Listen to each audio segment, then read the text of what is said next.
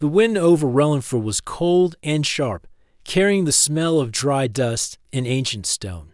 The sky above was pale green, and 3 suns moved slowly behind the thin clouds. This planet was quiet, nearly forgotten by the galaxy, but not by the researchers who lived here.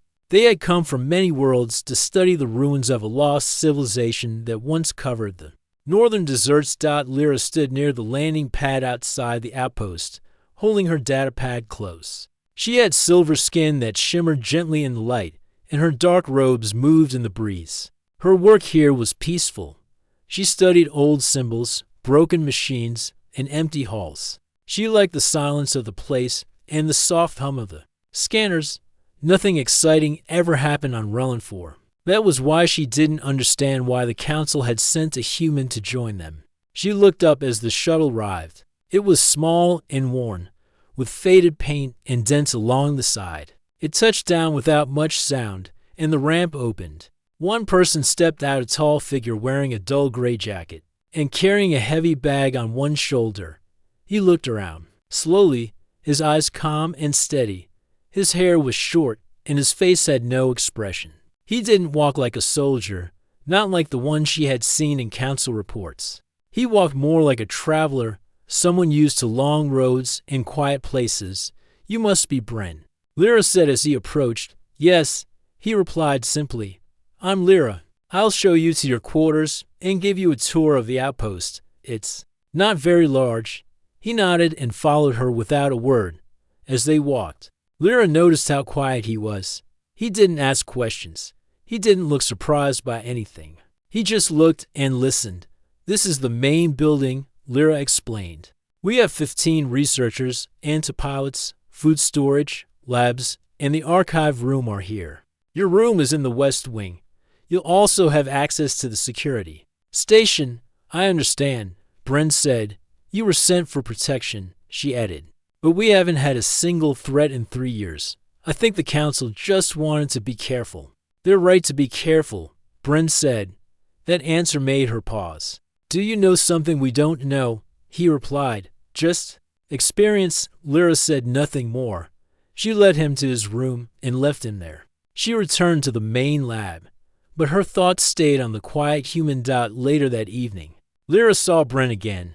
He was walking through the old temple ruins near the edge of the outpost. He didn't carry a scanner or a camera, just a simple light. He moved slowly, touching the stone walls and watching the carvings.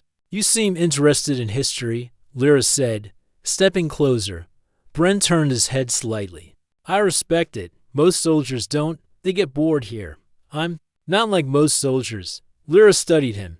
"Then what are you?" He looked at the carvings on the wall.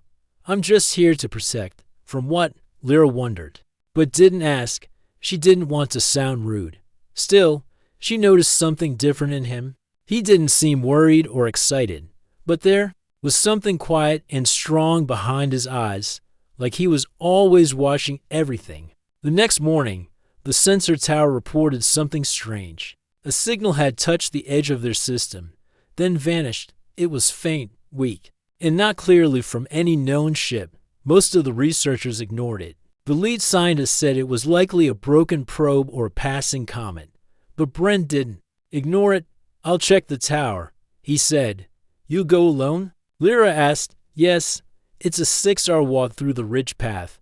I've walked longer." He left without asking for backup. He didn't even take a hover bike. Lyra watched him go, the wind pulling at his jacket as he climbed the dusty trail into the hills. Hours passed. The sun lowered in the sky.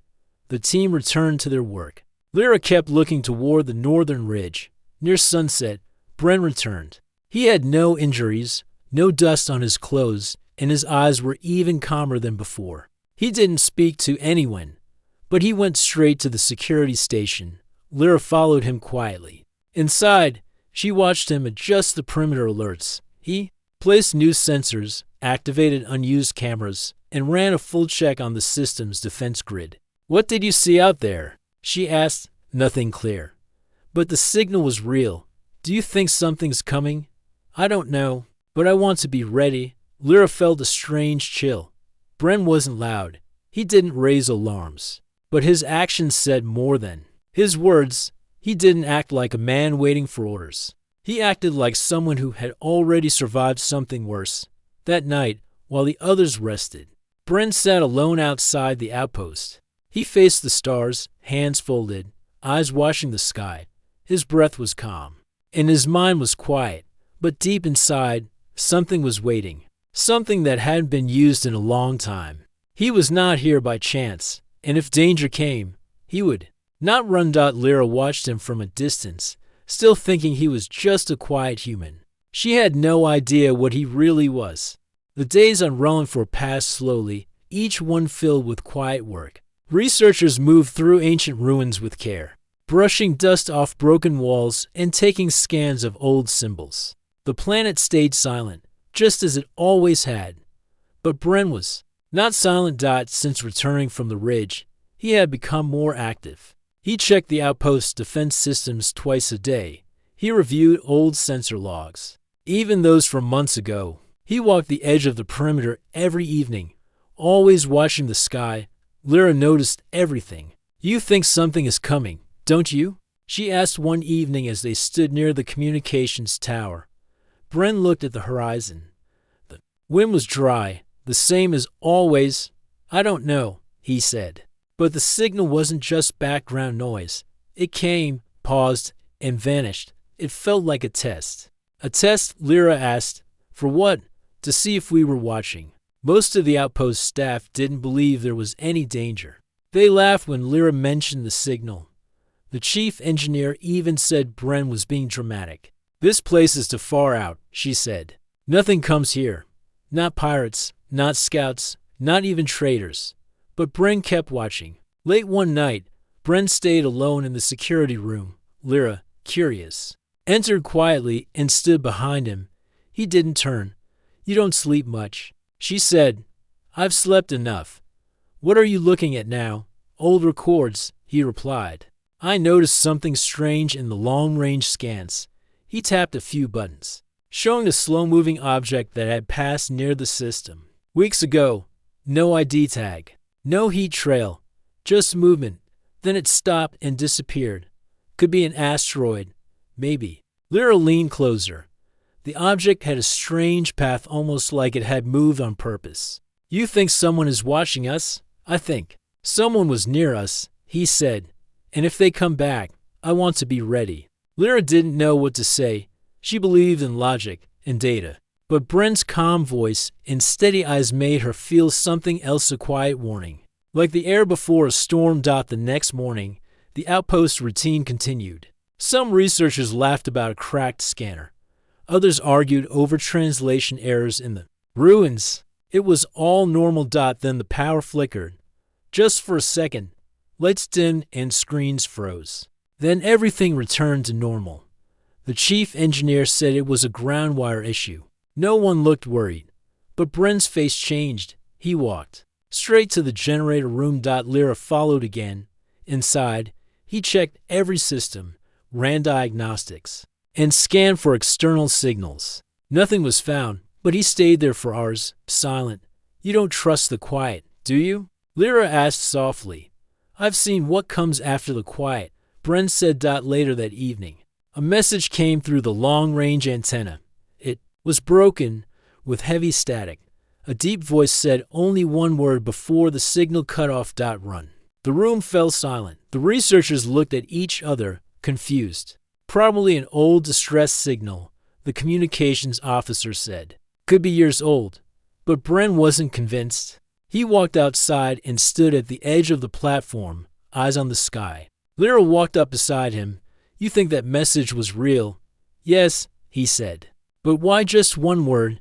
"Because that's all they had time for." A cold wind passed over them. That night, Brent moved through the outpost quietly. He placed extra power cells near the shield controls. He checked the supply stores and moved tools to faster access points. He reinforced the main gate with metal bars and sealed the northern airlock. Lyra watched him from the shadows. His hands moved like he had done this 100 times before. He didn't panic. He didn't explain. He just worked. In the control room, the lead scientist received a message from the council. It simply said to continue the mission and report any changes. No help would be sent. There was no threat, they believed. Bren read the message and said, nothing. As the sun set, Lyra found Bren sitting near the old statues at the edge of the ruins. The sky was turning dark purple. Stars began to appear. You came here to protect us, she said. Double quotes, yes. But you're more than just a guard, aren't you? Bren looked at her. His face was still calm, but his eyes had a weight to them, like they had seen too much. I was trained for things most people never see, he said. Things that move in the dark, things that don't talk or ask, things that just take. Lyra sat beside him for the first time. She felt something she hadn't felt on this quiet planet before: fear. Not because of loud noises or flashing lights, but because of the silence and because of the human who no longer trusted it. You think they're coming soon. I think they're already here. Lyra looked at the sky, but saw nothing, just stars, still and cold. But now they felt closer. She stood slowly and walked back toward the outpost. Bren stayed behind, watching the stars. His body was still. His eyes did not blink. And in the far distance, just beyond the reach of their scanners, something shifted. The next morning on Rellenford was strangely calm. The air was colder than usual, and the wind had gone still. The sky looked the same, but something about it felt wrong. The outpost was quiet, as if the whole place was holding its breath. Lyra stepped outside and looked up. She didn't know why, but she felt uneasy. Her hands were cold. Even the birds that used to glide across the sky were gone. She walked to the main lab, trying to focus on her work. But her mind kept going back to Bren's words from the night before. I think they're already here. Inside the lab, the researchers were still busy with their usual tasks.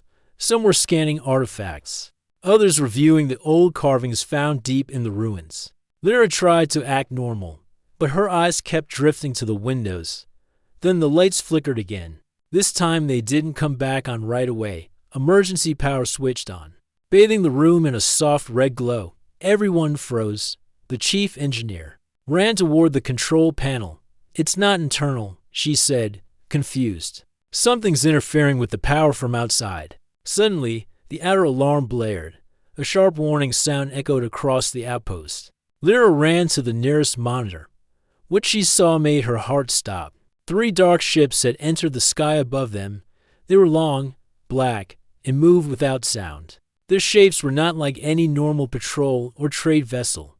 They had no lights, no signals, and no markings. They floated in the air like shadows. Bren was already in the control room. He stared at the screen for a long moment, then spoke. Seal all outer doors. Power up the shield. The shield is weak, the engineer said. It was never built for a full attack. Do it anyway. Lyra stepped forward. Who are they? I don't know, Bren said, but they didn't come to talk. The ships moved lower, almost brushing the tops of the hills around the ruins. Then, with a low hum, the opened small figures dropped from them, tall, armored, and silent. They didn't fire. They just marched forward with perfect coordination. The outer sensor grid showed at least 30 of them. Bren didn't wait. He ran toward the west wing. Lyra followed. What are you doing? She asked, getting ready. He entered his room and opened his travel bag. Lyra stood at the door, watching. Inside the bag was a case, black, smooth, and sealed with old earth markings. Bren placed his hand on it. The lock opened. Inside were pieces of armor, dull gray with blue lines, built from a metal Lyra didn't recognize. Bren began putting them on piece by piece: chest, arms, legs, gloves, each part locked into place with a soft sound. Lyra had seen guards before, even trained soldiers. But this was different. The way he moved, the way the armor fit, the calm in his eyes, it all felt like something older, something more dangerous. You're not just a guard, are you? She whispered. Bren looked at her. No. He picked up the last piece's helmet. It was smooth, without a visor. He placed it over his head, and it sealed with a hiss. A soft blue light blinked once on the side, then went dark. The human who had once looked quiet and ordinary now stood like a figure from a lost time. Not just a man, a weapon. Bren turned and walked toward the door. I need you to lead the others to the lower ruins, he said. There's a path under the main temple. Take them there and wait. What about you? I'll hold them here. You can't fight them all alone. I won't need to. Just long enough. He stepped out before she could answer. His steps were heavy, strong. Lyra felt frozen in place. But then she ran to the lab and gathered the others. Outside, the attackers were already breaking through the outer gate. The shield cracked with a sharp sound and failed. A small group of them rushed toward the entrance.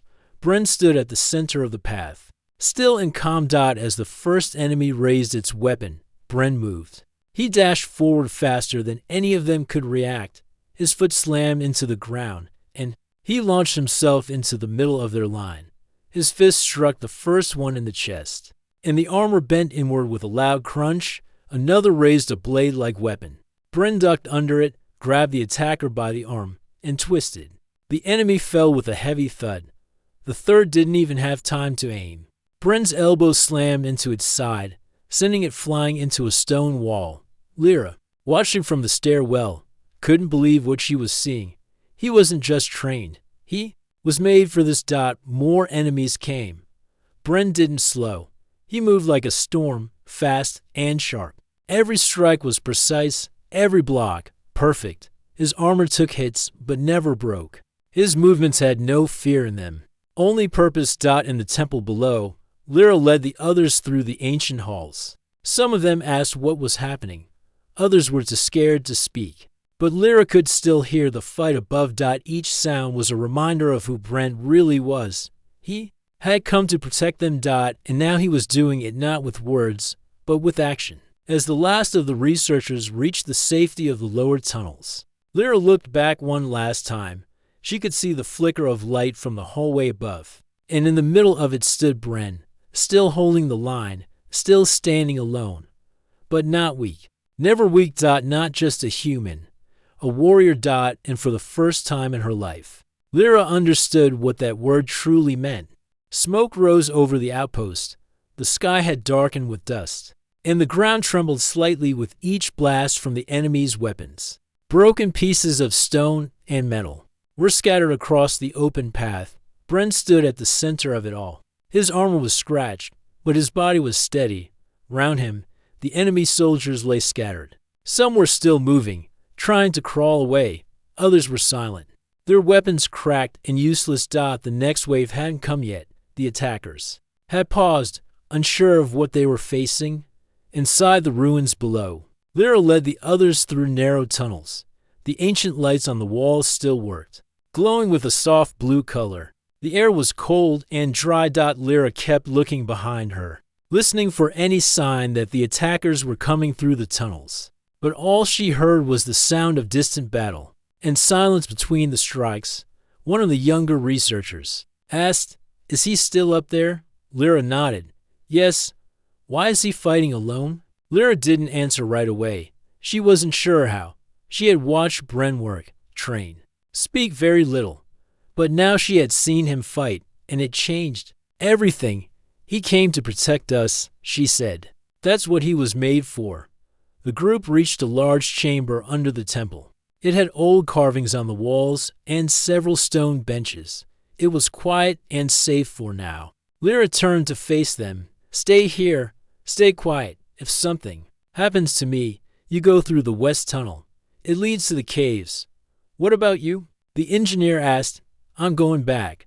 There were a few gasps, but no one tried to stop her. They knew Lyra's mind was set. She picked up a small light, checked the path, and turned back toward the stairs. Above, the enemy ships remained in the sky, floating like black clouds. Inside one of them, the attackers watched the battle feed from their scout drones.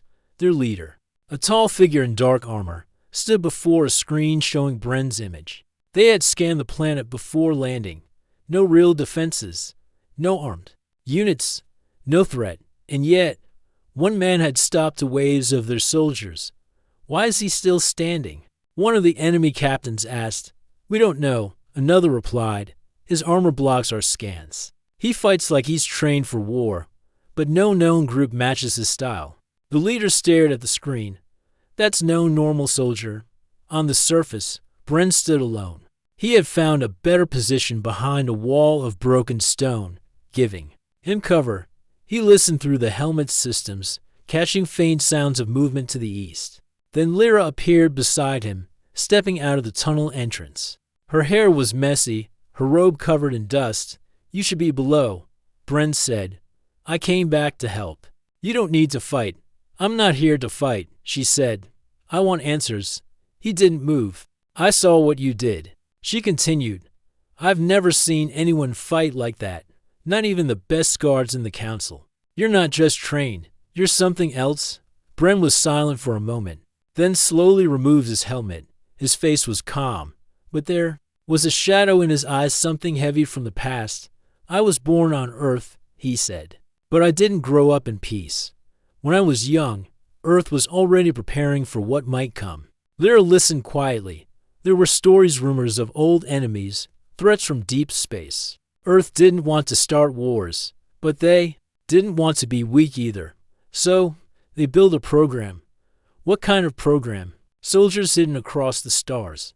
Not in armies, not in groups, just one person at a time. Placed in silent posts, waiting. Lyra's eyes widened, waiting. For what? For a reason to wake up. He looked toward the ships above. I wasn't supposed to be found. I was supposed to live quietly. Blend in. Watch. But when I saw the signal from those ships, I knew. This wasn't just a lost pirate group. This was a test. Lyra stepped closer. A test for what? To see if anyone would resist. Silence fell between them. You're part of something bigger, Lyra whispered. Bren nodded. I'm a shadow of a plan no one remembers. Earth stopped talking about us years ago. But we're still here. From the sky, another alarm rang. Out. The third wave was coming. Bren placed the helmet back on his head. Go back to the others, he said. Lyra didn't move. Let me stay. He turned to her. Then listen carefully. He handed her a small device with a blinking light. This will call for backup, but it only works once, and it takes time.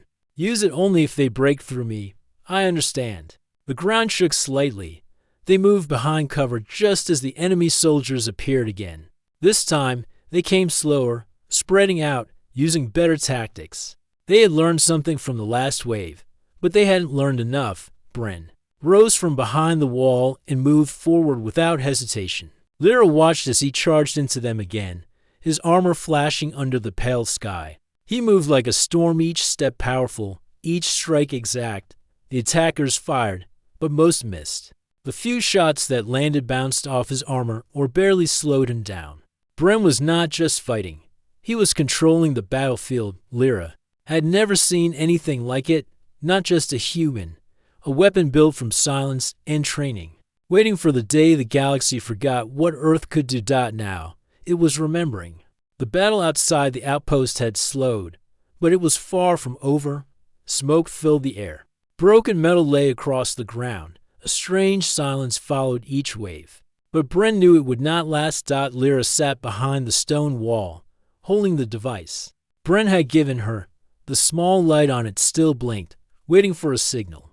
She looked out at the battlefield. Bren was standing again, breathing hard but unshaken. His armor was scorched in places, but still strong. His hands were marked. His steps slower than before, yet his eyes never lost focus. She had seen warriors before, trained fighters from different worlds. But this was different. Bren fought like someone who had prepared his whole life for one moment. And this was it. He returned to her side after checking the ridge. They're regrouping, he said. Lyra asked, how much longer can you hold them? Long enough. She looked at him closely. You said you were part of a program from Earth. What kind of program creates someone like you? Bren didn't answer right away. He sat on a low piece of stone and looked toward the hills. It started after Earth's first contact with hostile species, he said. We survived. But just barely. Leaders understood something. Peace was never going to last forever, so they built a defense plan, a silent one. He touched the edge of his armor. Some were trained as soldiers, some as watchers. Others like me were both. Why hide you so far away? Lyra asked. To be ready where no one else was. Relenfor was quiet. That's why they sent me. Here, if something happened far from help, I could act before anyone else. Lyra was quiet for a moment. You don't act like a machine. You think, you feel. But in battle, you change. I don't change, he said. I remember. He looked at her. I remember every step they taught me, every lesson, every reason why Earth had to become something stronger. The device. And Lyra's hand blinked faster for a moment, then slowed again. No signal yet, she asked. Do you think Earth will send help? If the signal reaches the right place, he said. Maybe, but it could take hours or days. We may not have that long. No, Brent agreed. We may not. In the enemy ship above, the leader stood before a new scan of the outpost. His officers looked tense. This human is not ordinary. One of them said, he took down 30 of our soldiers alone. They were armed, trained. He had no backup. The leader narrowed his eyes. He is from Earth. That changes everything. One of the officers spoke carefully. Should we retreat? No. The leader said, we came to test this region. If we leave now, we return with failure. Others will ask why. We must show strength. If we fall back from one man, others will doubt us. But he is not just a man, the officer said. He is something else. The leader gave a cold reply. Then we destroy him first. Then we take the ruins. On the ground, the sky darkened again. More ships moved in the air, slower this time. Bren watched them closely. They're planning something bigger, he said. Lyra stood beside him. What do? We hold. Just the two of us. I've fought alone before, Bren said. But I'm not alone this time. Lyra didn't have armor or weapons. But she had something else, trust in the one person who had never lied to her. Even when the truth was heavy. What happens if they break through? She asked. They won't, Bren said. But his voice was lower now. Lyra looked at him and saw the truth in his eyes. He was tired, strong, but tired. This battle was pushing him to his limit. She sat beside him for a moment. Then she asked, is your body normal? He shook his head. Not anymore. The training changed my mind. But the upgrades changed my body. Upgrades. He opened a panel on his arm. Inside, under the skin, were faint metal lines and smooth circuits. They glowed softly. His blood still moved through them, flesh and machine connected. You're part machine, no, he said. I'm human. But Earth added things to help us survive longer, think faster, heal quicker. Not to become something else, but to protect what we are. Lyra touched the edge of his wrist. Near the panel. It doesn't scare me, she said softly. It should. He replied, because there are others like me, sleeping, waiting. And when Earth finally wakes them all, the stars will remember why humanity should never be underestimated. The sound of engines returned, low and steady. Bren stood again. They're coming. This time, the attackers came with larger weapons. They brought a walking machine with heavy arms meant for breaking walls. Its steps made the ground shake. The soldiers behind it moved carefully, trying not to waste their strength. Bren looked at Lyra. Stay low. She nodded and took cover. S. The machine fired its first shot. Bren ran not away, but straight toward it. He jumped over the low ridge, rolled across the stone path, and threw a small charge toward one of its legs. The machine shook, but didn't fall. It turned to fire again. Bren climbed the side and reached its head. He punched through the panel and ripped out a glowing core. The machine groaned, sparked, and collapsed. The soldiers behind it paused again. Just long enough. Bren landed hard, rolled, and charged once more. Lyra watched with her heart pounding. She wanted to close her eyes, but she couldn't. She had to see this. She had to remember, because Bren was more than a soldier. He was the answer to a question no one had dared to ask: what happens when humanity stops watching and starts fighting? And somewhere, far across the stars, someone on Earth felt the signal finally break through. Dust hung in the air like smoke after fire. The once quiet land of Relenfor had become a battleground. Cracked stone paths and scorched walls now marked the place where a simple research station One stood. Bren's armor was scratched deeply. A long mark ran down his left side, and one of his shoulder plates was dented. But he was still standing, still fighting. The enemy's walking machine had fallen. Around it lay the broken remains of weapons and drones. The attackers had started to pull back. They had lost many, and their numbers were shrinking. But Bren knew what this meant. They were planning something worse. He returned to the ridge where Lyra waited. Her robe was dusty, her hand still holding the device with the blinking light. "It's still working," she said. Bren nodded. "Good. We'll need it. They'll come again, won't they?" "Yes. One last time. They'll bring everything they have." Lyra looked up at the sky. The clouds were moving slowly. A strange quiet had returned, but it wasn't peace. It was something else. Like the pause before a final storm. "I don't understand something," she said. "Why do they want this place so badly?" Bren looked toward the old ruins behind them. "They don't care about the station. They want what's buried under it. Something in the temple ruins holds value to them, but we've never found anything dangerous here. Just history, stones, carvings, sometimes knowledge is more dangerous than weapons," Bren said. "Maybe they want to hide something, or take it before we understand it." Lyra stood. "Then we can't let them have it." "No," Bren agreed. "We can't." In the sky above, the enemy leader stood inside his ship, watching the ground below.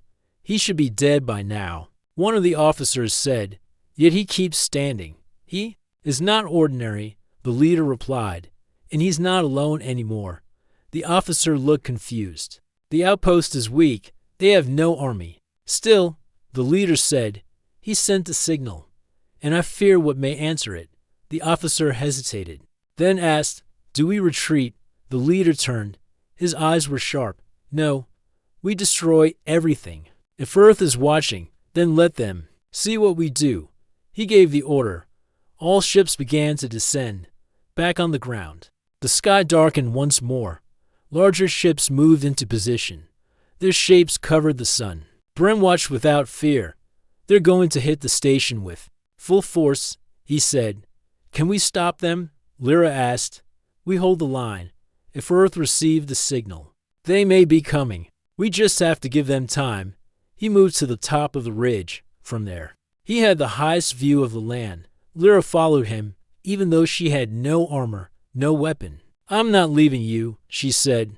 Bren gave her a small nod. "Then stay low.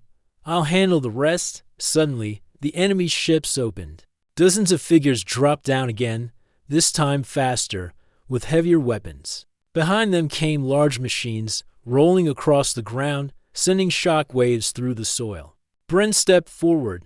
This was it, the last stand. He charged without waiting. He met the front line before they could fully spread out. His punches cracked armor.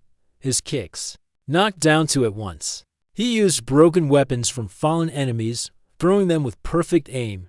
He moved like fire. Every step was fast, every strike deadly.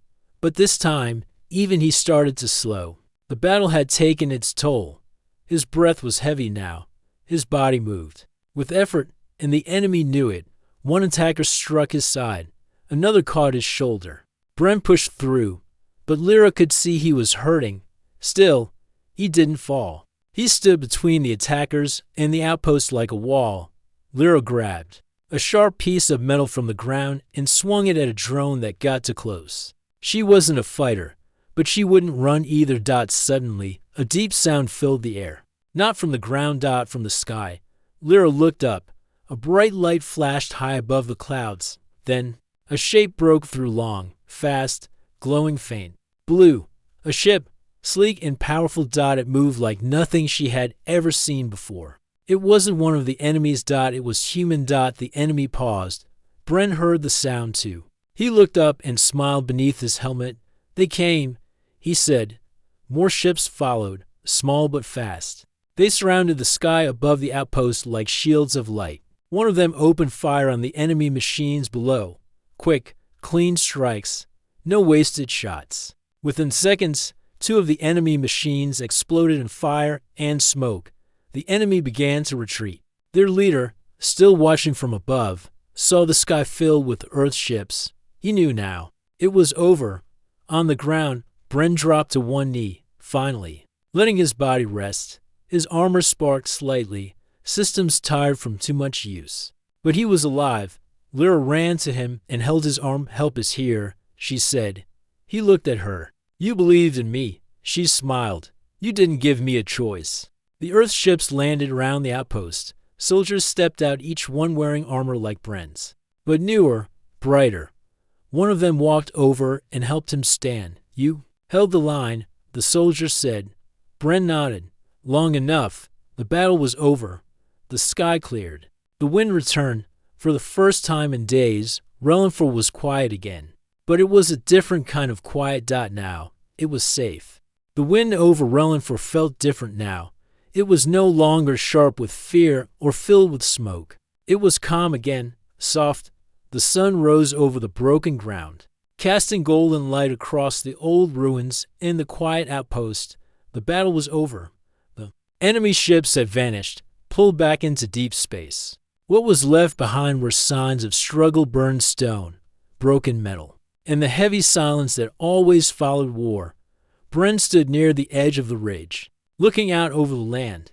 His armor was damaged, marked with deep cuts and burn lines. Parts of it no longer worked, but his body still stood tall. He had survived. Behind him, the Earth soldiers moved through the site. They checked the ruins, cleared debris, and helped the researchers out of the tunnels. Their armor was newer, their weapons brighter, but they all looked at Bren with respect, not as a stranger, but as one of their own. Lyra walked toward him, her robe dusty and torn. Her silver skin shimmered under the rising sun. She had stayed close through the long fight, refusing to hide when others would have. "You saved us," she said softly. Bren shook his head. "We saved each other," she smiled. "But without you, we would have been taken. The outpost, the ruins, all of it would be gone." He didn't answer right away. His eyes stayed on the horizon, where the enemy ships had disappeared. This was just the beginning. He said, "They tested this place. They'll test others." Lyra's smile faded. "Do you think they'll come again? Not here?" He replied, "But somewhere else, somewhere weaker, somewhere unprepared." He turned toward the Earth soldiers now gathering near the old communication tower. Their leader, a woman with short dark hair and clean white armor, stepped forward. "You did well," she said to Bren. "We received your signal late, but the moment we saw it, we knew what it meant." "You were watching?" he asked. "Always." She said, "Earth never stopped, even when the galaxy forgot us." Bren gave a small nod. "How many others like me are out there?" "Enough," she answered, "sleeping in quiet places, waiting. But you were the first to awaken." Lyra listened carefully. These were things no one had spoken about in her world. No books, no council records, no public stories. Earth had kept this secret for a long time. Now it was breaking through the silence. Bren stepped closer to the woman. "What now?" "We rebuild the outpost," she said. "We protect this place, and we prepare. The galaxy will know Earth is no longer sleeping." She looked at Lyra. "You saw everything. You understand what this means?" Lyra nodded. "I do." "Then help us tell the story." Bren returned to the ruined ridge one last time. He stood where he had made his stand. The stone was cracked, the ground still black from energy fire. He looked down and saw Marx's footprints, the remains of the battle, and the broken weapons of the enemy. This place would never be the same. But it was safe. The researchers came out from the lower temple. They walked slowly, carefully. Some still looked afraid. Others simply stared at the Earth soldiers, unsure if this was real. Lyra walked among them, speaking gently. "It's over. You're safe now." He kept his promise. They looked at Bren, the quiet man who had once seemed so simple, so silent. Now they knew who he truly was. Not just a guard, not just a visitor, a warrior. One of them stepped forward, a young translator with shaky hands. "Thank you," he said to Bren. Bren gave him a slow nod. That was all. Later, a new message was sent from the communication tower. It was short, a signal to nearby stations, a warning, and a promise. Earth has returned across nearby systems. The message spread. People listened in silence. Some remembered the stories, old and forgotten. Others didn't believe them at first, but all of them heard the name Rellenfor, a quiet planet where a research team had faced something dark, and where one human, alone, had held the line. The enemy heard the message too. Their leader sat in silence, staring at the screen. He was not a soldier, one of his officers said. He was something more. The leader spoke slowly. Earth has awakened one. We must be ready if they awaken more.